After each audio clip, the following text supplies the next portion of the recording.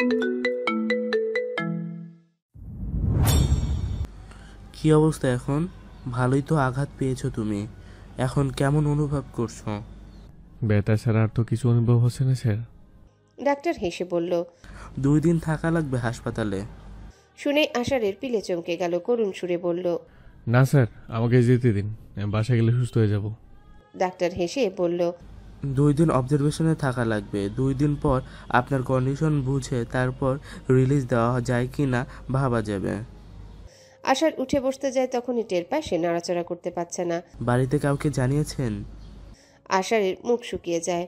বাড়ি কাকে জানাবে সে? বাবা মাকে সেই মুহূর্তে এসব জানালে তারা তাদের ট্যুর রেখে ফিরে আসবে। তার জন্য বাবা মায়ের এই সুন্দর সময় নষ্ট হোক আশার চায় না। বাড়িতে কে আছে তার আপন? পিয়াসা। আপন ভাবলেই সবার আগে পিয়াসার কথা মনে পড়ে কেন?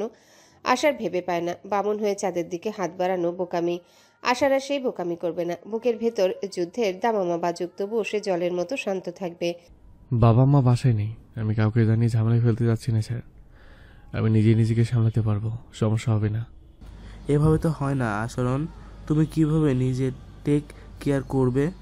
আমি কি একজন নার্সের ব্যবস্থা করে দেব যে 24 ঘন্টা থাকবে তোমার সেবার জন্য? আশার হেসে উঠে বলল। না না স্যার, কোনো দরকার নেই, আমি ম্যানেজ করে নিতে পারবো, আপনি একটুও ভাববেন না। ডাক্তার আর কিছু বলল না। আশারের হাসপাতালে ভর্তি হওয়ার কথা হারুন গিয়ে তাদের বাড়িতে জানায়। ডাক্তার হারুনকে বলেছে আশারকে হাসপাতালে থাকতে হবে, কেউ ওর কাছে থাকা দরকার এখন। মহুয়া বেগমের ঠোঁটে ক্রূর হাসি ফুটে ওঠে। শারমিনের সব অহংকার তিনি ভেঙে দিবে। পিয়াসাকে যেভাবেই হোক আশারের বউ বানাবেই। তারপর পিয়াসার ডানা ভেঙে দিবেন। এটাই হবে শারমিনের উপযুক্ত জবাব। মহুয়া বেগম পিয়াসাকে ডেকে বললেন। আশার হাসপাতালে ভর্তি, শুনছ? পিয়াসা হতবাক হলো শুনে। ওনার আবার কি হলো? মহুয়া বেগম সিরিয়াস ভঙ্গিতে বলল। শোনো পিয়াসা, তোমার আঙ্কেল আন্টি যে বেড়াতে গেছে, তুমি তো জানো। ছেলের খবর শুনে ওরা ছুটে আসবে। আমি চাই না ওরা ওদের আনন্দের সময়টা নষ্ট করুক। এমনিতেই রজনীর প্রতি আমি অনেক অবিচার করেছি। হাসপাতালে তো থাকা দরকার ওর কাছে। পিয়াসা বুঝতে পারে বুড়ির উদ্দেশ্য কি। মহুয়া বেগম কিছু বলার আগে পিয়াসা বলল। আমার এসব জানার কোনো আগ্রহ নেই দাদি, আমার পড়া আছে। মহুয়া বেগম পিয়াসাকে আঘাত দিতে ইচ্ছে করে বললেন। তুমি ভীষণ স্বার্থপর মেয়ে। তোমাকে রজনী আর সিরাজ নিজের মেয়ের মতো আদর করে, অথচ তাদের অনুপস্থিতিতে তাদের ছেলের প্রতি তোমার কোনো দায়িত্ব নেই। হাসপাতালে কে থাকবে এখন? আমার পক্ষে কি সম্ভব? শিরিনের সাথে আসারের সম্পর্ক খারাপ। শিরিনের মেয়েরা কেউ যাবে না, নার্গিসও নাই। তুমি ছাড়া কেউ নাই আমার নাতিরে দেখার। তুমি কি চাও? আমার নাতির সেবা যত্নের অভাবে মরে যাক? এই তোমার পারিবারিক শিক্ষা এটা? তোমার মা বাপরে তো ভালোই জানতাম। তুমি তোমার মার পেটের মাইয়া তো। পিয়াসার আতে ঘা লাগে, যেন চমকে তাকায় মহুয়া বেগমের দিকে। মহুয়া বেগম মুহূর্তে চেহারায় অনুশোচনা ফুটিয়ে বললেন। তোমার হাতে ধরি পিয়াসা, আমার আশার নয়তো সেবার অভাবে মরে যাবে। তুমি ওর কাছে যাও। 2 দিন তো, ও একটু সুস্থ হলেই ওরে বাড়িতে নিয়ে আসবো। আমি অনেক আশা করে তোমার কাছে এসেছি বোন। পিয়াসা মহুয়া বেগমের কান্না ভেজা চোখের দিকে তাকিয়ে অবাক হয়। এই মহিলা কাঁদতেও জানে? পিয়াসা মহুয়া বেগমের নাকের জল আর চোখের জল দেখে অভিভূত হলো। এই মহিলা তো দারুণ অভিনেত্রী। মনে মনে পিয়াসার হাসি পায়। চোখের সামনে যেন জমিরনের আরেক ভার্সন দেখতে পাচ্ছে সে। কিন্তু উনি জানে না পিয়াসা ঘর পোড়া গরু, যে কিনা সিঁদুর মেঘনা সিঁদুরের নাম শুনলেও ভীত হয়। আর তাই মহুয়া বেগমের আসল উদ্দেশ্য ধরতে না পারলেও পিয়াসা এটুকু বুঝতে পেরেছে মহুয়া বেগম আসলে কোনো একটা প্ল্যানিং করেছেন। আর তার প্ল্যানিংয়ের গুটি হিসেবে তিনি পিয়াসাকে ব্যবহার করতে চাচ্ছেন। কি হতে পারে সেই প্ল্যানিং? পিয়াসাকে তার বাবা মায়ের কাছে ভুলভাবে উপস্থাপন করা? পিয়াসা মহুয়া বেগমের চোখের পানি মুছে দিল নিজের ওড়না দিয়ে। মহুয়া বেগমের হাত ধরে বলল। আপনি কাঁদবেন না দাদি, আপনার নাতি কিছু হবে না, আমি কথা দিচ্ছি আপনাকে। মহুয়া বেগমের 2 চোখ ঝিকঝিক করে উঠল আনন্দে। এই বোকা মেয়েটা তাহলে তার পাতা ফাঁদে পা দিয়েছে। মহুয়া বেগমের ঠোঁটে রহস্যময় হাসি ফুটে ওঠে। সেই হাসিতে পিয়াসার ধারণা আরও দৃঢ় হয়। মহুয়া বেগম উঠে যাওয়ার পর পিয়াসা নিজের বাবাকে কল করে সবকিছু জানায়। খানিক পরে মহুয়া বেগম আসেন আবার। পিয়াসাকে বই নিয়ে বসে থাকতে দেখে কিছুটা বিরক্ত হন তিনি। পিয়াসা ঘাড় গুজে বইতে তাকিয়ে আছে। মহুয়া বেগম ভালো করে পিয়াসাকে পর্যবেক্ষণ করতে থাকেন। বিশ্রী কমলা রঙের একটা স্কার্ট আর জলপাই রঙের একটা টপস পরনে। হতবাক লাগে মহুয়া বেগমের। কিন্তু এই মুহূর্তে মহুয়া বেগমের বিরক্তির কারণ হচ্ছে এই মেয়েটাকে কেন জানি এই রঙে ভীষণ ভালো লাগছে। কেমন বুদ্ধিদীপ্ত লাগছে। গলা খাকারি দিয়ে বললেন, কি হলো, তুমি তৈরি হওনি এখনো? পিয়াসা অবাক হয়ে তাকিয়ে বলল। কেন দাদি, কোনো দাওয়াত আছে? মহুয়া বেগমের নাকের পাটা ফুলিয়ে উঠল। এই মেয়েটাকে তিনি ভীষণ সহজ ভেবেছিলেন। মেয়েটা অতটাও সোজা না। থমথমে সুরে বললেন। হাসপাতালে যাওয়ার কথা ছিল, তুমি তোমার ভুলে গেছো? পিয়াসা ঠোঁট উল্টে বলল, আমার যাওয়ার কথা ছিল নাকি দাদি? আমি যাব বলিনি তো একবারও। মহুয়া বেগমের ইচ্ছে করলো কষে একটা থাপ্পড় মেরে পিয়াসার নরম ফর্সা গালটা লাল করে দিতে। এত হেয়ালি করার স্পর্ধা পাচ্ছে কিভাবে এই মেয়ে? পিয়াসার ভীষণ আনন্দ লাগছে। ভীষণ তেজি বৃদ্ধার তিরতিরে রাগ পিয়াসাকে আনন্দিত করছে। কে জানে, হয়তো এর মাঝে জমিরনের ছায়া দেখে বলেই। মহুয়া বেগম এগিয়ে এসে পিয়াসার চেয়ারের পাশে দাঁড়ান। টেবিলে থাকা বাবা মায়ের সাথে পিয়াসার ছোটবেলার ছবিটার দিকে তাকিয়ে মহুয়া বেগমের এক মুহূর্তের জন্য মনে হলো এ কোনো সাধারণ মেয়ে না, একেবারে পুতুল কন্যা। এর রূপ দিন দিন যেন বাড়ছে। এজন্যই বুঝি আশার মজেছে এভাবে। পিয়াসার হাত ধরে টেনে দাঁড় করিয়ে বললেন, আমার নাতি কি হাসপাতালে একা পড়ে থাকবে? ওর মা নেই বলে এভাবে অবহেলা করছো?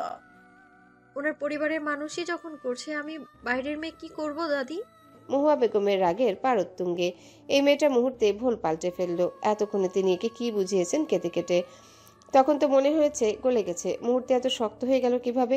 মহুয়া বেগম বুঝলেন কঠোর হয়ে স্বার্থসিদ্ধি হবে না। গলায় মধু ঢেলে বললেন, তোমাকে তো আমি সব কিছুই বলেছি পিয়াসা। আমাদের মধ্যে কারো পক্ষে যদি সম্ভব হতো নিশ্চয় যেতাম। আমার নাতিটা এভাবে একা থাকবে সেবা শুশ্রূষাবিহীন। পিয়াসা মিটিমিটি হাসে। তুমি তো তখনও বলেছিলে তুমি যাবে, আশা সুস্থ হয়ে যাবে। এখন তাহলে কেন না করছো? তুমি ওর সেবা না করলে ও সুস্থ হবে কিভাবে? পিয়াসা আর কথা বাড়ালো না। কোমল সুরে বলল, আমি বাবার সাথে কথা বলেছি। বাবা ওই হসপিটালে কল করে একজন মেল নার্সের ব্যবস্থা করে দিয়েছেন। আমার যাওয়া লাগবে না। মহুয়া বেগমের ফর্সা মুখটা মুহূর্তে অন্ধকার হয়ে গেল। তিনি যে প্ল্যান করেছেন তার কি হবে তাহলে? পিয়াসা শান্ত সুরে বলল, আমি এখানে পড়তে এসেছি দাদি। আমার বাবা মা এখানে আমাকে মানুষের সেবা করতে পাঠায়নি। আমি কোনো প্রফেশনাল নার্স না যে একজন মারাত্মক ইনজিওর্ড মানুষের সেবা করতে পারবো। আর আর না, আমার ফ্লোরেন্স নাইটিঙ্গেল হওয়ার কোনো স্বপ্ন আছে দাদি। আমার পরিকল্পনা মাঠে মারা গেল। মহুয়া বেগম ভীষণ চমকায়। এই মেয়ে তার পরিকল্পনা কিভাবে জানলো? পিয়াসা আবারও বইতে মুখ গুজে। শিরিন আর তার বড় মেয়ে নীরা বসেছে গোপন আলাপ আলোচনায়। নীরা গলা নামিয়ে বলল, আশার হাতছাড়া হয়েছে, নির্জন যাতে না হইতে পারে মা। আমার মেয়েরা এত গবেট হলো কেমনে আমি বুঝি না। মীরারে যতভাবে বুঝাইলাম ও বুঝতে চায় না। এখন যদি মিনি রাজি না হয় তাহলে আর কিছুই করার নাই। নির্জনের মা বাড়িতে নাই, এইটাই সুযোগ। মা, মিনি রাজি হবে। মিনি নিজেও কিন্তু নির্জনকে পছন্দ করে, একেবারে সিরিয়াস। ওরে নিয়ে প্রবলেম হবে না। নীরা গিয়ে মিনিকে ডেকে আনলো। মা আর বড় আপা মিলে মিনিকে যা বুঝালো তার মানে হচ্ছে আজকে রাতে তাকে নির্জনের ঘরে ঢুকে পড়তে হবে। তারপর কথা দিয়ে পারুক অথবা শরীর দিয়ে নির্জনকে আকৃষ্ট করতে হবে। তাতে যদি দুজনের ইন্টিমেট হতে হয় তাতে আরও সাপে বর হবে। মিনি প্রথমে গাইগুই করলে। নীরা বলল, তুই নিজেই তো নির্জনকে ভালোবাসিস, বাসিস না বল? যদি তোর অসুবিধা লাগে তাহলে মীরাকে পাঠাবো। যে কোনো একটা বড় লোককে থলেতে ঢোকাতেই হবে। আর যদি মীরাও না রাজি হয় তবে আমি যাব। মিনির হাত পা ঠান্ডা হয়ে আসে। নির্জনকে সে ভালোবাসে, এটা সত্যি। নির্জনকে নিজের করে পেতে চায় মিনি, কিন্তু তাই বলে এভাবে পেতে চায় না। কিন্তু আজকে মা যেভাবে প্রতিজ্ঞাবদ্ধ হয়ে আছে তাতে সে রাজি না হলে বড় আপা বা মেজো আপাকে পাঠাবে। কলঙ্কিত হলেও রাজ্যের রানী তো হতে পারবে তার মেয়েরা। রানী হলে এসব কলঙ্ক সবাই ভুলে যাবে। শিরিন দৃঢ় সুরে বলল, তুই যাবি নাকি আমি মীরাকে পাঠাবো? আজকেই সুযোগ। নার্গিস বাড়িতে ফিরে আসার আগেই করে ফেলতে হবে, তা না হলে আর সুযোগ নাই ওর শকুনের নজর থেকে নির্জনকে মুক্ত করার। যাবে না এমনিতেও, এই সুযোগে আমি কিছুতেই ছাড়ব না। দিশেহারা হয়ে মিনি বলল, আমি রাজি মা। শিরিন সন্তুষ্ট হয়। এই তো লাইনে এসেছে। মহুয়া বেগম যাওয়ার পর পিয়াসা উঠে তৈরি হয়ে নিল। তাকে এখন হাসপাতালে যেতে হবে আশারকে দেখতে। বাবা তাকে বলেছে একবার গিয়ে দেখে আসতে, তা না হলে খারাপ দেখাবে। রজনী আন্টি, সিরাজ আঙ্কেলও কষ্ট পাবেন জানলে যে কেউই তাদের ছেলেকে দেখতে যায়নি। একটা আকাশিয়া সাদা রঙের স্কার্ট আর টপস পরে পিয়াসা তৈরি হয়ে নিল। মাঝে মাঝে কিছু কাজ ইচ্ছার বিরুদ্ধে গিয়ে করা লাগে। মানুষ হয়ে জন্ম নেওয়া সহজ, কিন্তু মানুষ হয়ে জীবন কাটানো কঠিন একটা কাজ। আবারও টের পেল পিয়াসা। তা না হলে তো পিয়াসাকে আজকে আশারকে দেখতে যেতে হতো না। আশারের কথা ভাবলে পিয়াসার কেমন অস্বস্তি হয়। রজনীর মন কেমন করছে আজকে সকাল থেকে। ছেলে মেয়েদের জন্য ভীষণ চিন্তা হচ্ছে, তার উপর পিয়াসাও আছে। মেয়েটাকে একা রেখে এসেছে ওদের মধ্যে। এই বয়সে এসব আলগা পিরিতি রজনীর ভালো লাগছে না। সবকিছুতে অতীতের স্মৃতি মনে পড়ে যাচ্ছে। তার বুকের যন্ত্রণার ভারটা তাতে আরো ভারী হয়ে উঠছে যেন। বিকেলে বিচে বসে সিরাজুল ইসলাম গুনগুন করে গান গাইছেন। রজনীকে নিয়ে বসেছেন বালুর মধ্যে। আকাশে একদল মেঘ চঞ্চল হরিণীর মতো ছুটাছুটি করছে। সমুদ্রের ঢেউ এসে থেমে থেমে দুজনার পা ভিজিয়ে দিয়ে যাচ্ছে। সিরাজুল ইসলাম এর গান থামছে না। রজনী অধৈর্য হয়ে উঠেছে, মন বসছে না তার কিছুতেই। সদ্য উঠতে শেখা পাখিকে সারা জীবন খাঁচায় বন্দি রেখে শেষ বয়সে যদি মুক্ত আকাশে ছেড়ে দেওয়া হয়, সে কি তখন আগের মতো উঠতে পারে, নাকি আগের আনন্দ পায়? ততদিনে সে খাঁচাতেই অভ্যস্ত হয়ে যায়, খাঁচাকে নিজের সুখের ঠিকানা বানিয়ে নেয়। রজনীরও আজ তেমন হলো। এই যে সমুদ্রের নোনা জলে সে পা ছুঁয়ে যাচ্ছে, রজনীর কেমন অস্বস্তি লাগছে। একদল যুবক যুবতীর মধ্যে তারাই যেন বেমানান। রজনীর মনে হচ্ছে যেন এই সময়টা যদি সে বাড়িতে থেকে ছেলে মেয়েদের জন্য রান্না করত, মহুয়া বেগমের সেবা করত, তাতেই শান্তি পেত। আসলে জীবনে শান্তি কোথায়? কেউ কি জীবনে আসল শান্তি পায়? শখের বয়সে শখ পূর্ণ করতে পারে কয়জন? সিরাজুল ইসলাম তখনও গাইছেন, আমি তোমার জন্য সয়ে যাব শত নিন্দারই দংশন।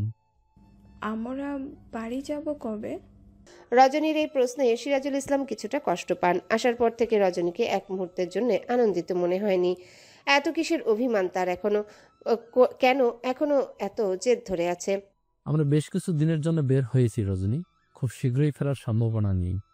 আমার এক মুহূর্ত মন টিকছে না। আমার ছেলে মেয়েদের রেখে আমি এখানে কিছুতেই স্বস্তি পাচ্ছি না। আমি কি তোমার কেউ না রজনী? প্রশ্নটা করে সিরাজুল ইসলামের মনে হলো একটা ভুল প্রশ্ন করে ফেলেছেন তিনি। এটা কোনো প্রশ্ন হতে পারে না। ছেলে মেয়েদের সাথে তিনি নিজের হাস্যকর তুলনা করে ফেলেছেন। রজনী শান্ত সুরে বলল, আপনি আমার কেউ না হলে আমি এত বছর ধরে নিজেকে এভাবে পোড়াতে পারতাম না সচিব সাহেব। আপনি সচিব হতে পারেন, আমি রজনীগন্ধাও কোনো কালে কম ছিলাম না কোনো দিক থেকে। আপনার জন্যই তো দু পায়ে শিকল বেরি পড়লাম। তবুও যদি জিজ্ঞাসা করেন আপনি আমার কেউ কি না, তাহলে আমি বলবো না আপনি আমার কেউ না, কখনো কেউ ছিলেন না। সিরাজুল ইসলামের দুই চোখ জ্বলতে শুরু করে। বুকের ভেতর প্রথম প্রেমের মতো অনুভূতি জন্মায় হুট করে। অবহেলায় শুকিয়ে যাওয়া এই রজনীগন্ধাকে কি তিনি আবার আগের মতো সজীব করতে পারবেন কখনো? রজনীর হাত ধরে বললেন, আমি জানি আমাদের এখন আর সেই দিন নেই, তবু আমি তোমার সাথে এই পৃথিবী ঘুরে দেখতে চাই। তুমি কি আমাকে সেই সুযোগটা দিবে রজনী? রজনী হাসে। আজকাল সিরাজুল ইসলামের এসব কথা তার ভীষণ হাস্যকর লাগে। বাড়িতে দুই ছেলে মেয়ে, বৃদ্ধা শাশুড়িকে রেখে সে এখন পৃথিবী ঘুরে বেড়াবে? পুরুষ মানুষের তো অদ্ভুত কেন। নারী যখন আকাশে উড়ে বেড়াতে চায়, সে তখন তাকে খাঁচায় বন্দি করে। যখন সে খাঁচায় অভ্যস্ত হয়ে যায়, তখন তাকে মুক্ত আকাশে ছেড়ে দেয়।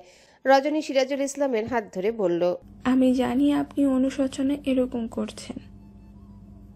আমি মন থেকে বলছি, আপনার ওপর আমার কোনো ক্ষোভ নেই। আমি আমার ভাগ্যকে বরণ করে নিয়েছি। প্লিজ আমাকে বাড়িতে নিয়ে চলুন। আমি আমার সংসারে নিজের সুখ খুঁজে নিয়েছি, দৈনন্দিন কাজের মধ্যে নিয়েছি। বরং এখন আমার এই খোলা আকাশ, এই বিশাল সমুদ্রের মধ্যে নিজেকে অসহায় এবং অযাচিত মনে হয়। আমি আপনার জমিদার বাড়ি রান্নাঘরে শান্তি খুঁজে পাই। আমার ছেলে মেয়ে, সংসার, বৃদ্ধ মা সবাইকে ভীষণভাবে মিস করি। আপনার মায়ের প্রতি আমার রাগ অভিমান জমা আছে হয়তো, কিন্তু বিশ্বাস করুন, আজ মনে হচ্ছে ওনার হয়তো ভীষণ অসুবিধা হচ্ছে আমাকে ছাড়া। উনি আমার উপর এক প্রকার নির্ভরশীল। সিরাজুল ইসলাম সমুদ্রের দিকে তাকিয়ে রইলেন, কোনো কথা না বলে। বেশ কিছুক্ষণ পর বললেন, ঠিক আছে, আমরা এক সপ্তাহ এখানে থাকবো, তারপর চলে যাব। রজনী অস্থির হয়ে বলল, আপনি বুঝতে পারছেন না কেন?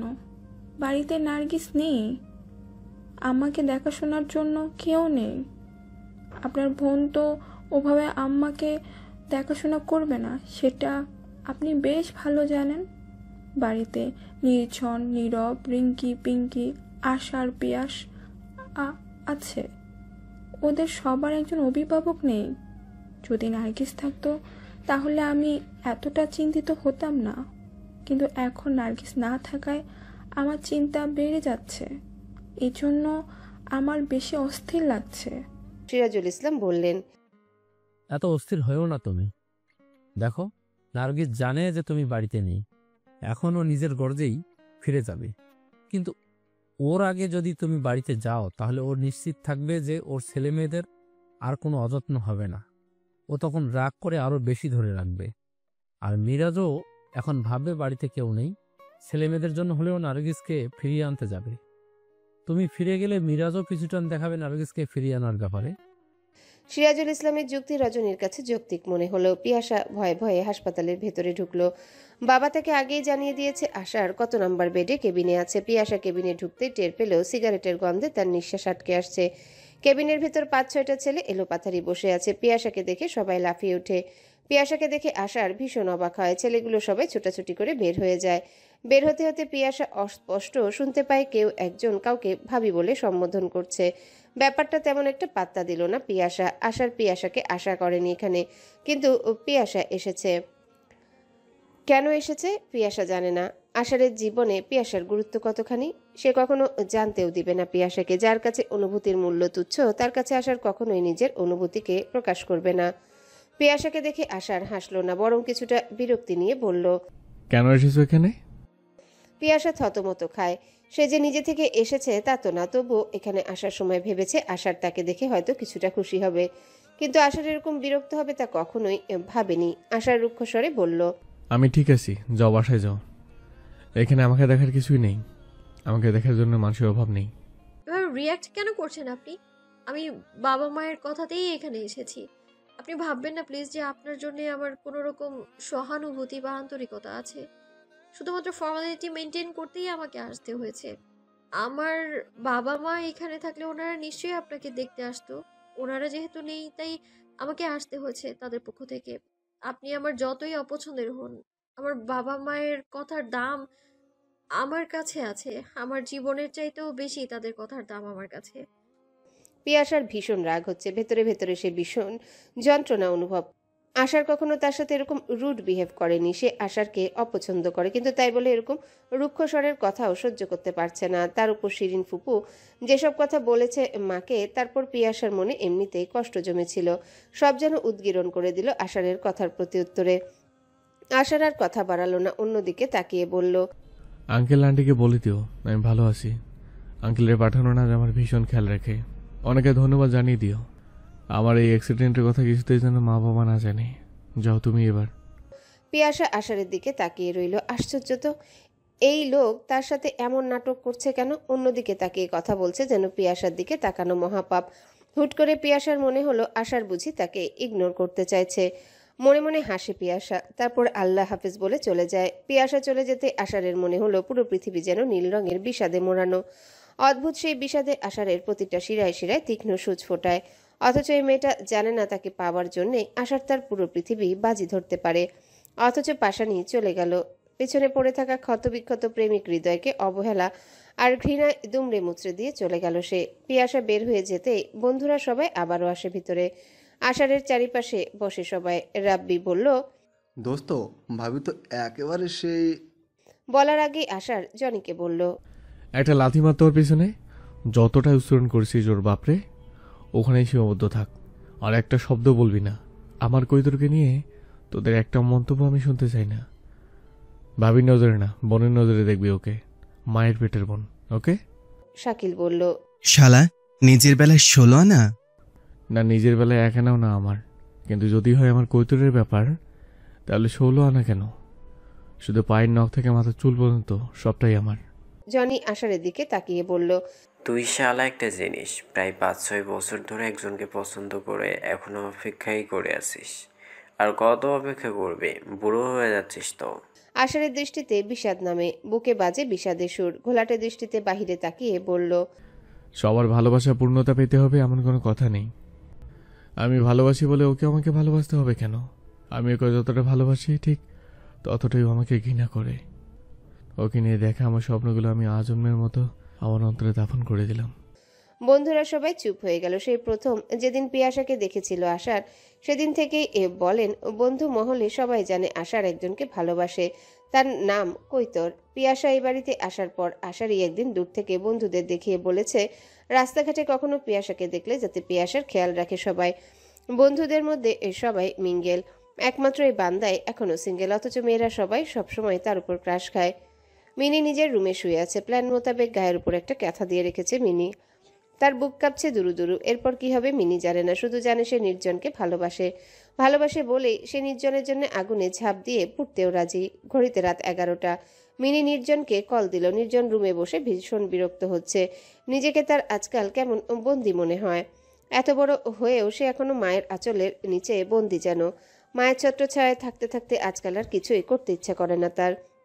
আশার যেমন সোশ্যাল ওয়ার্ক করে, রাজনীতি করে, বন্ধুদের সাথে আড্ডা দেয়, বাড়ির যাবতীয় কাজ করে, সোশ্যাল মিডিয়া অ্যাক্টিভ, অথচ একই বয়সী হয়েও নির্জনের জীবন তার রুমের মধ্যে বন্দি। সারাদিন শুয়ে বসে থেকে খেয়ে শুধু ভুঁড়িটাই হয়েছে, অথচ ডায়েট করতেও পারে না সে। জিমে যেতেও ইচ্ছা করে না, জবের জন্য ট্রাইও করে না। একই বাড়ির দুই ছেলে, দুই মেরুর। নির্জনের ভাবনার মধ্যেই মিনির কল আসে।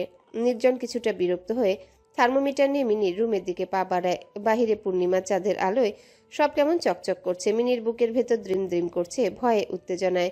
সারা শরীর কেমন অবশ হয়ে আসছে মনে হয়। নাটকটা সে ভালো করে করতে পারবে তো? আজকে যদি না পারে তাহলে আজীবনের জন্য তাকে নির্জনকে ভুলে যেতে হবে। মিনির দুই চোখ টলমল করে। সে নির্জনকে সত্যি ভীষণ ভালোবাসে। তার ভাগ্য খারাপ তাই নির্জন ভাই তাকে বুঝে না। ভালোবাসলে মানুষ বিবেকবোধ হারিয়ে ফেলে। শখের মানুষটাকে নিজের করার জন্য যে কোনো কাজ করতে পারে। মিনির মনে হচ্ছে আজকে যদি নির্জনকে নিজের করতে না পারে সে বোধহয় মরেই যাবে। ছোট মামি যে কখনোই তাকে নির্জনের হতে দিবে না তা মিনি জানে। আর তাছাড়া নির্জন ভাই যদি তাকে ভালোবাসতো তাও একটা সম্ভাবনা ছিল। একতরফা ভালোবাসা এই পৃথিবীর সবচেয়ে বড় যন্ত্রণা। হট ওয়াটার ব্যাগটা মিনি তার কপালে চেপে ধরে আছে। নির্জন মিনির রুমের সামনে এসে মিনিকে ডাকলো। মিনি মুহূর্তে গলার স্বর চেঞ্জ করে কাতর সুরে বলল, ভেতরে আসেন নির্জন ভাই। দ্রুত ব্যাগটা মিনি চাদরের নিচে ঢুকিয়ে গলা অবধি চাদর টেনে দিল। ব্যাগটা বগলে চেপে ধরলো। এবার নির্জন রুমে ঢুকে দেখে মিনি কেমন নেতিয়ে পড়ে আছে। নির্জন মিনির কপালে হাত রেখে চমকে ওঠে। সত্যি তো মিনির ভীষণ জ্বর। নির্জন চিন্তিত হয়ে বলল, ফুপুকে ডাকছি আমি।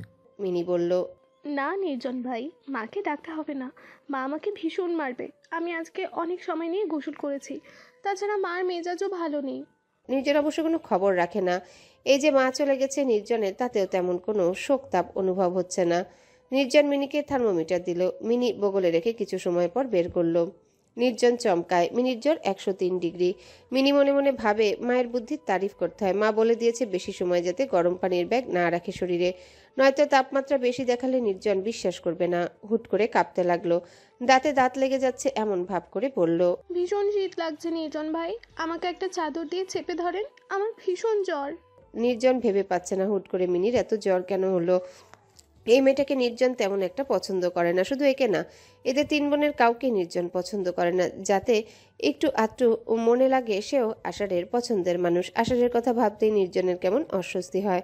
আষাঢ় হাসপাতালে ভর্তি। নির্জন একবারের জন্য দেখতে যায়নি। আজকাল নির্জনের কারোর সাথে কথা বলতে, দেখা করতে ভালো লাগে না। মিনি আবারও কাতর স্বরে বলল, নির্জন ভাই, আমাকে একটু জড়িয়ে ধরেন প্লিজ। নির্জন শক্ত করে জড়িয়ে ধরলো একটা চাদর দিয়ে। নীরা ফোন কান থেকে নামিয়ে বলল, মা দ্রুত যাও, এবার সব প্ল্যান মতো হচ্ছে। শিরিন দ্রুত মিরাজুল ইসলামের রুমের দিকে ছুটল। এই রাজ্য, এই রাজত্ব সব তার পৈতৃক। অন্য বাড়ির মেয়েরা সেসব ভোগ করবে? এই সাম্রাজ্যের লোভে নিজের স্বামীর বাড়িতে যাননি শিরিন। এবার যদি মেয়ে বিয়ে দিতে পারে তাহলে তো আসন আরও পাকাপোক্ত হবে। মিরাজুল ইসলাম নিজের স্টাডি রুমে একটা কেস স্টাডি করছে। শিরিন ছুটে গিয়ে বলল, সর্বনাশ হয়ে গেছে, আমার সাথে আয়। মিরাজুল ইসলাম কিছু বলার আগে শিরিন চিলের মতো ছো মেরে ভাইকে বগলদবা করে নিয়ে ছুটলেন। মিনির রুমের দরজার বাহিরে দাঁড়াতেই শুনল মিনি কেমন কাতর সুরে বলছে, আমি মরে যাচ্ছি নির্জন ভাই, আপনি আমাকে শক্ত করে জড়িয়ে ধরুন, আরো শক্ত করে। নির্জন শান্ত সুরে বলল, তুই ভয় পাস না, একটু রিল্যাক্স হও, ঠিক হয়ে যাবে। মিরাজুল ইসলামের চোয়াল শক্ত হয়ে উঠল। শিরিন দরজা ধাক্কা দিতেই দরজা খুলে গেল। নির্জন মিনি দুজনাই চমকে উঠল। মিনি আলগোছে গায়ের চাদর নামিয়ে দিল কিছুটা। একটা ট্যাঙ্ক টপ পরনে মিনির। মিরাজুল ইসলাম রুম থেকে বের হয়ে গেলেন। শিরিন বিলাপ করে কাঁদতে লাগলো। মুহূর্তে পুরো বাসার সবাই সজাগ হয়ে গেল। নির্জন বুঝতে পারছে না কি হচ্ছে। সে তো এখানে মিনির কথাতে এসেছিল। বাবা ফুপু কেন ভুল বুঝেছে তাকে? মিনি অবুজের মতো বলল, কি হয়েছে এদের? এরা এমন চিৎকার চেঁচামেচি করছে কেন নির্জন ভাই? নির্জন মিনির দিকে তাকালো। মিনি কেমন অবুজের মতো তাকিয়ে আছে। মনের সন্দেহ দূর হয়ে গেল নির্জনের। মিনি হয়তো সত্যি বলছে। ব্যাপারটা পুরোটাই মিসআন্ডারস্ট্যান্ডিং। বাবা ফুপুকে বুঝাতে হবে। শিরিন ছুটে গিয়ে মহুয়া বেগমকে জড়িয়ে ধরে। এই প্ল্যানে সে মহুয়া বেগমকে রাখেনি। শিরিন জানে আগে থেকে প্ল্যান জানলে মহুয়া বেগম একেবারে রিয়েল অভিনয় করতে পারবেন না। যতটা পুরো ঘটনা সত্যি জানলে পারবেন। রিয়েল এক্সপ্রেশন না আসলে খেলা জমবে না। মহুয়া বেগম সবে শুয়েছেন। এমন সময় হাউকাউ শুনে উঠে বসেন। তারস্বরে ঝুনিকে ডাকেন। ঝুনি লাফিয়ে উঠে দরজা খুলে বের হয়ে নিচে নেমে দেখে আসে ড্রয়িং রুমে বসে শিরিন মাথা ফাটিয়ে ফেলছে ফ্লোরের সাথে। ঝুনি ছুটে গিয়ে মহুয়া বেগমকে আপডেট দিল। মহুয়া বেগম ছুটে এলেন মেয়ের কান্নার কথা শুনে। নির্জন মিরাজুল ইসলামের সামনে দাঁড়িয়ে বলল, বাবা, আমার কথা শোনো। তোমরা ভুল ভাবছো। মিনির সাথে আমার। নির্জন কথা শেষ করতে পারে না, তার আগেই তার গালে মিরাজুল ইসলাম থাপ্পড় বসায়। এত খারাপ কবে হয়েছে তার ছেলে? এত শাসনে থাকার পরেও নির্জন কিভাবে এসব করলো? নির্জন আর কথা বলল না। মহুয়া বেগম সব শুনে মাথায় হাত দিয়ে বসে পড়ল। মিরাজুল ইসলাম মায়ের পায়ের কাছে বসে বলল, আমি এখন কি করবো মা? তুমি আমারে বুদ্ধি দাও। দ্রুত কাজী ডাক ছক্কা। 5 কান হওয়ার আগে সমাধা দিতে হবে। নিজেকে নিজেদের ব্যাপার। শিরিন আর্তনাদ করে বলল, আমি কখনো আমার মেয়েরে এইখানে বিয়ে দিতে চাই না। আত্মীয়র মাঝে আবার কিসের আত্মীয়? মহুয়া বেগম রাগান্বিত হয়ে বললেন, তোর কি মাথা খারাপ হয়েছে? কি বলছিস তুই? ঘটনা কি তুই জেনে শুনে কিভাবে বলছিস এই কথা? মিরাজুল ইসলাম কান্নারত বোনের হাত ধরে বললেন, আপা কান্না করিস না। আমার ছেলে মোটেও খারাপ ছেলে না। জানি না আজকে কেন এমন করলো, কিন্তু বিশ্বাস করো তোর মিনি খুব ভালো থাকবে। তোর সামনেই তো থাকবে সব সময়। এর চেয়ে ভালো আর কি হতে পারে বল? শিরিন বলল, ঠিক আছে, বিয়ে হতে পারে, তবে একটা শর্ত আছে। 30 লাখ টাকা দেড়মোহর হবে। আমি জানি নিজরের মা কখনো সহজে এটা মেনে নিতে চাইবে না, তাই আমার মেয়ের নিরাপত্তার জন্য দেড়মোহর বেশি দিতে হবে। মিরাজুল ইসলাম একবার মায়ের দিকে তাকায়। মহুয়া বেগম এই মুহূর্তে আরেকটা কথা ভাবছেন। এরকম কোনো একটা কিছু করে যদি পিয়াসা আর আশারকে বিয়ে করিয়ে দেওয়া যায়। মিরাজুল ইসলাম রাজি হলো তাতেই। কাজে আসতে আসতে রাত 1:30 বাজলো। 7 ভরি গহনা এবং নগদ 10 লক্ষ টাকা উসুল দিয়ে সেই রাতেই মিনির আর নির্জনের বিয়ে হয়ে গেল। পুরো ব্যাপারটা নির্জন নীরব দর্শক ছাড়া কিছু ছিল না। বলার মতো কিছু থাকলেও সে আর বলল না। সে মেনেই নিয়েছে তার জীবনে তার কোনো মতামত নেই। সবসময় মায়ের সিদ্ধান্ত ছিল সবকিছুতে। নির্জনের মনে হচ্ছে যা হবার হোক। সে এমনিতেও তো হাতের পুতুল যেন সবার। তার নিজস্ব মতামত বলে কিছু থাকতে নেই। সোফায় হেলান দিয়ে বসে নির্জন সামনের সোফায় বসে থাকা নিজের 3 ভাই বোনের দিকে তাকালো। তাকাতেই লজ্জায় তারা মাথা নিচু হয়ে করে ফেললো। জীবনের শেষ দিন পর্যন্ত তার ভাই বোনেরা জানবে তাদের বড় ভাই কোনো এক মাঝরাতে মিনির রুমে গিয়ে মিনির সাথে নির্জনের বুক কেমন ভারী হয়েছে। মা কেন তাকে এমন চাবি দেওয়া পুতুলের মতো করে গড়ে তুলেছেন? কেন তার ভেতরে মেরুদণ্ড নেই? চাইলেই সে না করতেই পারত বিয়ে। তবুও কেন মায়ের উপর একটা অভিমান থেকে করে নিল? আজীবন তো তাকে এই অভিযোগ মাথায় নিয়ে বাঁচতে হবে। রাত 3টার দিকে মহুয়া বেগম মিনিকে নিয়ে এলেন নির্জনের রুমে। নির্জন নিজের ল্যাপটপ নিয়ে বসে আছে। মহুয়া বেগমের গলার স্বর শুনে নির্জন দরজা খুলে দিল। মহুয়া বেগম এবং মিনি দাঁড়িয়ে আছে। মিনির পরনে লাল জামদানি শাড়ি। নির্জন দাদিকে জিজ্ঞাসা করলো, কি ব্যাপার দাদি, এখন আবার কি হলো? মহুয়া বেগম বিরক্ত হয়ে বললেন, কেন? যে কাজ বাকি ছিল তখন অসমাপ্ত কাজ সমাপ্ত করব এখন? লজ্জায় নির্জন মাথা নিচু করে চলে এলো। নির্জনের পিছু পিছু মিনিও ঘরে ঢুকলো। মিনির এখন আর ভয় লাগছে না, বরং ভীষণ আনন্দ লাগছে। যাকে সে নিজের করতে চেয়েছে একেবারে আজীবনের জন্য নিজের করে পেয়েছে। মা এবং বোনের কাছে মিনি চিরকৃতজ্ঞ থাকবে। ভালোবাসার মানুষকে হারিয়ে বাঁচার চাইতে মিনির মনে হচ্ছে থাক একটু কলঙ্ক, তাতে অসুবিধা কি? যাকে সে চেয়েছে তাকে পেয়েছে। নির্জন মিনির দিকে তাকায়। এই মেয়েটা তার বউ, কেমন অদ্ভুত লাগছে নির্জনের। কই মন থেকে তো একটুও টান অনুভব করছে না সে। মিনি দরজা বন্ধ করে শুয়ে পড়ল। অনেক রাত হয়েছে। নির্জন যখন দেখলো মিনি ঘুমিয়ে পড়েছে নিজেও শুয়ে পড়ল। আজকে আষাঢ়ের হাসপাতাল থেকে ছুটি। যদিও সম্পূর্ণ সুস্থ না, তবু হাসপাতালে বন্দি থাকার চাইতে ভালো আছে। হাসপাতাল থেকে বের হয়ে নির্জন একটা উবার নিল। সোজা ছুটল শেওড়াপাড়া। নিজের বাপ চাচাকে আশার চেনে বলেই জানে ছোট মাকে বাড়ি ফিরিয়ে নেওয়ার মানুষ ছোট চাচা না। নার্গিস ফ্লোরে বসেছিল একটা মাদুরে। হুট করে আশারকে দেখে নার্গিস যেমন আনন্দিত হলো তেমন কষ্টও পেল। আশার এসেছে তার কাছে, অথচ তার নিজের ছেলে তো এলো না একটাবার কল করেছে। মাকে ছাড়া তাহলে ভালোই আছে। আশার নার্গিসকে জড়িয়ে ধরে বলল, একটা অজুহাতে শুনবো না আমি, সোজা আমার সাথে চলো ছোট মা। মা নেই তুমি নেই, পুরো বাড়ি কেমন খা খা করছে। মা না থাকা বাড়িতে প্রাণ থাকে না মা, তোমরাই তো এবারে প্রাণ। নার্গিস আজ বহুদিন পর আন্তরিক গলায় বলল, তোর এই হাল কেন?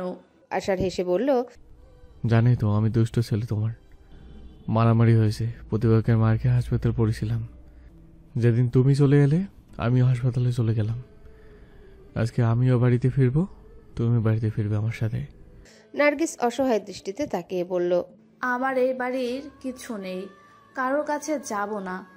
ওর চাচা তো ভাই বোন কেউই। নার্গিস কথা শেষ করার আগে আশার বলল, ও বাড়িতে কেউ না থাক, আমি আসি। আমি জন্ম থেকে আমার দুই মাকে একসাথে দেখে এসেছি, আমার জন্য যাবে তুমি, চলো। নার্গিস যেন তৈরি ছিল, কথা না বাড়িয়ে সোজা বের হয়ে এলো আশারের সাথে। নিজের স্বামী শ্বশুর বাড়ি যেমনই হোক তা নিজেরই হয়। এই কয়েকদিন নার্গিসের কেমন দম বন্ধ লেগেছে, তা নার্গিস কাউকে বুঝাতে পারবে না। নিজেকে ভীষণ অবাঞ্ছিত মনে হচ্ছিল, যেন স্রোতে ভেসে বেড়ানো কচুরি পানা সে। অথচ শ্বশুর বাড়ি যেমনই হোক সেখানে তার একটা দাম আছে। লজ্জায় নিজে থেকে যেতেও পারছিল না। আর একটাবার কেউ আসার জন্য নার্গিস চাতকের মতো অপেক্ষায় ছিল। নার্গিসকে নিয়ে আসার বাড়ি ফিরতেই নীরব, রিঙ্কি, পিঙ্কি সবাই এসে মাকে ঘিরে ধরে। মুহূর্তের মধ্যে নার্গিসের মনে হয় তার যেন হার্টবিট বন্ধ হয়ে গেছে। মিনির আর নির্জনের বিয়ে হয়ে গেছে। আশার নিজেও হতভম্ব হয়ে গেল শুনে। এদিক ওদিক তাকিয়ে দেখলো পিয়াসা ঝুনি খালার সাথে বসে তরকারি কাটছে। পিয়াসা উবু হয়ে বসেছে, গলার কাছ দিয়ে জামার ফাঁক দিয়ে ফর্সা বুকের কিছুটা দেখা যাচ্ছে। আশার ক্ষুব্ধ হয়, কিছু বলতে পারে না পিয়াসাকে। তাই বিরক্ত হয়ে ঝুনি খালাকে বলল, খালা এসব কাজ কিসনে করবা? এসব ড্রয়িং রুমে এসব কাজ করার মানে কি? কোনো কমন সেন্স নেই তোমাদের? যাবে তোরে। পিয়াসা মাথা তুলে তাকায়। আশারের দিকে তাকাতে তাকাতেই উঠে রান্নাঘরে চলে যায়। এই লোক যে সম্পূর্ণ মানসিকভাবে অসুস্থ একজন মানুষ তা বুঝতে পিয়াসার দেরি হয় না। ওখানে বসে কাজ করায় কি এমন মহাভারত অশুদ্ধ হয়ে গেছে কে জানে। পিয়াসা নিশ্চিত এই লোক পিয়াসাকে দেখে এমন করেছে। ঝুনি খালা তো উসিলা মাত্র। নার্গিস স্তম্ভ মেরে বসে রইল কিছুক্ষণ, তারপর ধীর পায়ে উপরে উঠে গেল। এত অধঃপতন কবে হলো তার ছেলের? মাঝরাতে একটা মেয়ের রুমে যাওয়ার মতো শিক্ষা তো তিনি দেননি কখনো, বরং আষাঢ়ের সাথেও মিশতে দেননি তেমন ভাবে, যাতে আষাঢ়ের পাল্লায় পড়ে খারাপ না হয়ে যায়। সবসময় নিজের চোখে চোখে রেখেছেন, ঘরের বাহিরে বের হতে দেননি। সেই ছেলে এমন কাজ করলো? কই, এত অবাধ স্বাধীনতা পেয়েও তো আশার ভুল করেনি কখনো। তার ছেলে তো একবারও তার খবর নেয়নি কিংবা আনতে যায়নি। যে ছেলেটাকে সবসময় বেয়াদব ভেবে এসেছেন সেই তো তাকে ফিরিয়ে এনেছে। এজন্য কি মানুষ বলে বেশি শাসন করলে এভাবেই বিগড়ে যায়? পুরো অস্থিতিশীল পরিস্থিতিতে নার্গিস ছিল সবচেয়ে শান্ত। হুট করেই নার্গিস একেবারে বদলে গেল। না নির্জনকে কিছু জিজ্ঞাসা করলো, আর না তো শিরিনের সাথে ঝগড়া করলো। শিরিন মনে মনে অবশ্য প্রস্তুতি নিয়েই ছিল, কিন্তু নার্গিস শান্ত দিঘির জলের মতো কোনো শব্দ করলো না। বুকের ভেতর যার আঘাতের পাহাড়, তারা নতুন আঘাতে যন্ত্রণা কোথায়? নার্গিস জানে সেদিন যখন মিরাজুল ইসলাম তাকে বলেছিল তিনি আর নার্গিসকে নিতে আসবেন না, নার্গিস যখন ইচ্ছে যেতে পারে, সেদিনই নার্গিস বুঝে গিয়েছিল সে আসলে এতদিন বোকার স্বর্গে বসবাস করত। তার আসলে নিজের বলতে নিজে ছাড়া আর কেউ নেই। একটা ছেলে মেয়েও একটাবার খোঁজ নেয়নি। মা নেই, এই সুযোগে উল্টো বিয়ে সেরে ফেলেছে মাকে একটাবার জানানোর ছাড়াই। নার্গিস ভাবে তার আসলে জায়গা কোথায়, কার কাছে? নিজের মা বোনের ব্যবহারে নার্গিস অনেক নাক বলা কথা জেনে গেছে। এসব কথা কেউ কাউকে মুখ খুলে বলা লাগে না, চোখের দিকে তাকিয়ে বোঝা যায়। না কেউ নেই তার জন্যে। নার্গিসের চাইতে বড় অভাগা কে আছে এই দুনিয়ায়? সকালে ঘুম থেকে উঠে নার্গিস রান্নাঘরে ঢুকলো। এই কয়েকদিনে এটুকু বুঝতে পেরেছে, এই বাড়িতে হাতাখুন্তি নেড়ে যে শান্তি তা বোনের বাড়িতে আজাইরা বসে থেকেও পায়নি। তার তো ঠাঁই আর কোথাও নেই। মিরাজুল ইসলামও এটা জানতেন বলেই তিনি জানেন নার্গিস ফিরতে বাধ্য। নার্গিস চোখ মুছে নেয়। সোফায় বসে শিরিন তারস্বরে চেঁচিয়ে ঝুনিকে বলল, এক কাপ চা দে। মিনি একটা নীল শাড়ি পরে ঘুরঘুর করছে। নার্গিসকে এসে বলল, মা কিছু করতে হবে? শিরিন কান পেতে রইল নার্গিস কি বলে তা শোনার আশায়। আজকে যদি তার মেয়েকে দিয়ে কাজ করায় তাহলে কুরুক্ষেত্র বাঁধিয়ে দিবে সে। নার্গিস মিনির দিকে এক পলক তাকায়। মিনি ঢোক গেলে কোমল গলায় নার্গিস বলল, আমাকে মা ডাকিস না, আমি তোর মামি হই, এটা বললেই হবে। মিনির মুখটা এতটুকু হয়ে গেল লজ্জায়। মিনি বের হয়ে এসে শিরিনের পাশে বসে। শিরিন কেমন আরাম করে বসে আছে। মিনি মায়ের দিকে তাকিয়ে দীর্ঘশ্বাস ফেলে। মা কি জানে মিনি কি পরিমাণ মানসিক যাতনার মধ্যে দিয়ে যাচ্ছে? মিনি বুঝতে পারছে না সে আসলে নির্জনকে পাওয়ার জন্য যে ছলনার আশ্রয় নিয়েছে তাতে নির্জনকে কতটা পাওয়া হয়েছে। সত্যি কি পেয়েছে সে নির্জনকে? আগে তো মিনি চাইলে নির্জনের সাথে কথা বলতে পারত, একসাথে বসে খাবার খেতে পারত, নির্জন বিরক্ত হলেও কথা বলতো। অথচ এখন একই রুমে থেকেও একটা টু শব্দ করে না নির্জন। 3 বেলা রুমে খাবার খায় আর ডেস্কটপ নিয়ে বসে থাকে। এই যে এখন আজীবনের জন্যে নিজের করে নিল, মিনির মনে হচ্ছে এটাই সবচেয়ে বড় ধোঁকা তার জীবনে। নিজের করতে গিয়ে বোধহয় একেবারেই দূরে চলে গেছে সে। নানির জন্য নাস্তা নিয়ে চলে গেল মিনি। রজনীরা 2 দিন আগে ফিরে এসেছে বাড়িতে। এসে একে একে সব আপডেট পেতে লাগলো। আষাঢ়ের অ্যাক্সিডেন্টের খবরে রজনী যতটা কষ্ট পেয়েছে ততটাই কষ্ট পেয়েছে নির্জনের এভাবে বিয়ের কথা শুনে। নির্জনকে তো কখনো এরকম মনে হয়নি। এই কয়েকদিন বাড়িতে ছিল না। রজনীর মনে হচ্ছে বাড়ির সব কিছুই কেমন বদলে গেছে। বিশেষ করে নার্গিসের পরিবর্তন চোখে পড়ার মতো। সারাক্ষণ নাকুচু করে থাকা মানুষটা কেমন নেতিয়ে গেছে। রজনী সকালে রান্নাঘরে ঢুকে দেখে নার্গিস সব শুরু করে দিয়েছে। রজনী নার্গিসের হাত ধরে বলল, আমি এসে গেছি, এবার তুই বিশ্রাম কর। নার্গিস হেসে বলল, একটা জীবনে তো রেস্ট নিতেই কাটিয়ে দিলাম ভাবি। নিজেকে সব কিছু থেকে দূরে রাখতে রাখতে কবে যে নিজের স্বামী আর সন্তান থেকে দূরে চলে গেলাম জানি না। এবার একটু কাছে আসতে দাও। তুমি তো অনেক খাটলে এই সংসারে এসে, এবার আমাকেও খাটতে দাও। রজনীর কেমন বুক কেঁপে উঠে। এমন লাগছে কেন তার? এই সংসারটা কেন এমন ছন্ন ছাড়া মনে হচ্ছে তার? কোথাও কিছু ঠিক নেই। সকালবেলায় আশার তৈরি হলো কোচিংয়ের জন্য। নিজের হৃদয়কে ইস্পাত দৃঢ় করার প্রচেষ্টা চালিয়ে যাচ্ছে আশার। কোনো এক পাশানির জন্য সে কলিজা পুড়িয়ে ছাই করে ফেলেছে। বুকের ভেতর পাহাড় সমান যন্ত্রণা নিয়ে নিজেকে নিজে সামলে নিল আশার। যে কখনো নিজের হবে না তাকে আর বিরক্ত করতে চায় না আশার। ওই 2 চোখে ঘৃণার আগুন দেখেছে আশার। সেই চোখে যে কখনো তার জন্য মুগ্ধতা দেখবে না এটা তো জানা কথাই। রুম থেকে বের হওয়ার আগে শুনতে পেল কান্নাকাটি রোল পড়ে গেছে। মহুয়া বেগমের নাকি শরীর খারাপ হয়ে গেছে, হুট করেই শ্বাসকষ্ট হচ্ছে। তড়িঘড়ি করে সবাই ছুটল মহুয়া বেগমের রুমে। মহুয়া বেগম বড় করে শ্বাস নিতে লাগলো। শরীর তার বাস্তবিকই খারাপ হয়েছে। মিনি থরথর করে কাঁপছে। কি করে ফেললো সে এটা? সকালে নানির নাস্তা দিতে আসতেই মহুয়া বেগম তাকে ডেকে বিছানায় বসতে বলে। তারপর জিজ্ঞাসা করে নির্জনের সাথে সব ঠিক আছে কিনা। নিজেকে সামলাতে না পেরে মিনি ননিকে সব সত্যি কথা বলে দিয়েছে। কিভাবে কি হলো সবটাই বলে দিয়েছে মিনি। তারপর থেকে মহুয়া বেগম কেমন ঝিম মেরে আছেন। তাৎক্ষণিক মহুয়া বেগমকে হাসপাতালে নিয়ে যাওয়া হলো। অক্সিজেন দিয়ে ডাক্তার কিছু টেস্ট দিলেন মহুয়া বেগমের। হাসপাতালে সবাই এসেছে নির্জন আর পিয়াসা ছাড়া। পিয়াসা কোচিংয়ে গেছে, নির্জন নিজের রুমে। এই দুনিয়ায় কোনো কিছুর প্রতি তার কোনো আগ্রহ জন্মাচ্ছে না। নিজেকে একেবারে গুড ফর নাথিং বলে মনে হয়। এই যে মা ফিরে এলো, একটা বারও তো কথা বলল না তার সাথে। তাকে মেরুদণ্ডহীন করে গড়ে তুলে এখন আবার রাগ করছে। নির্জন আর কারো রাগ অভিমান দেখতে চায় না, না মা না বাবা। শ্বশুরবাড়ি থেকে বৈশাখী আর বর্ষাও এসেছে। মহুয়া বেগম যেমনই হোক বাড়ির মুরব্বী, কেউ না এসে পারেনি। বেডে শুয়ে মহুয়া বেগম ভাবতে লাগলেন পিয়াসার কথা। 2 আঙ্গুলের এই মেয়ে সেদিন তাকে কিভাবে অপদস্থ করেছে মহুয়া বেগম ভুলেনি। আশারকে দেখতে যায়নি সে। ভীষণ অপমানিত হয়েছেন তিনি সেদিন। জমিদার বাড়ির মেয়ে, জমিদার বাড়ির বউ তিনি। সবসময় তিনি যা চেয়েছেন তাই হয়েছে। আর সেখানে কিনা এই মেয়ে তার সাথে টক্কর নেয়। আশারের সাথে বিয়ে দিয়ে তিনি বুঝিয়ে দিবেন এই মেয়েকে আর মেয়ের মাকে মহুয়া বেগমের সাথে বড়াই করার মজা কি। একেবারে রজনীর মতোই ডানা ভেঙে দিবেন তিনি। বাঘ বুড়ো হলেও শিকার করতে ভুলে যায় না। আবারও বুঝিয়ে দিবেন সবাইকে। হ্যালো বন্ধুরা, পরবর্তী পার্ট খুব তাড়াতাড়ি আসবে, তো সবাই অপেক্ষায় থাকো। আর চ্যানেলটি যারা এখনো সাবস্ক্রাইব করোনি তারা পরবর্তী পার্ট দেখার জন্য চ্যানেলটি সাবস্ক্রাইব করে রেখো। ধন্যবাদ সবাইকে, আমাদের সাথেই থেকো।